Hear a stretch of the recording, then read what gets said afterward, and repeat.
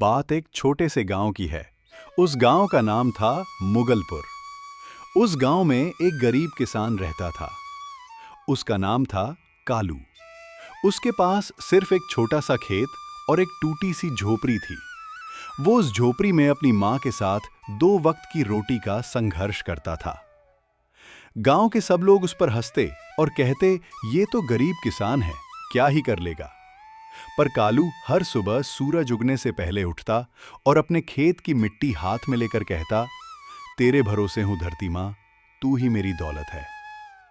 एक साल ऐसा आया जब उस गांव बारिश न होने के कारण फसलें सूख गईं और सभी किसान शहर भागने लगे।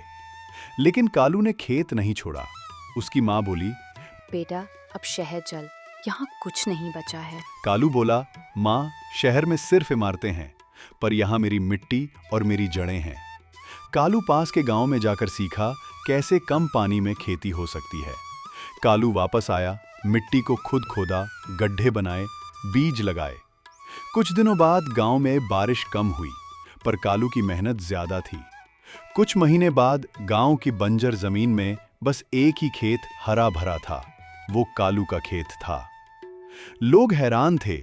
उस खेत को सरपंच तक देखने आया और बोला, कमी बारिश की नहीं थी, कमी सिर्फ जिद की थी, और ये लड़का तो धरती का राजा निकला। कालू ने नई फसल की पहली गठरी अपनी माँ के हाथों में रख दी और बोला, माँ, मैं गरीब हूँ, पर अब मेरा खेत सोना उगाता है। माँ की आंखें नम थीं, पर मुस्कुराहट में पूरा आकाश समाया था। कालू की मेहनत के लिए एक लाइक, सब्सक्राइब तो बनता है।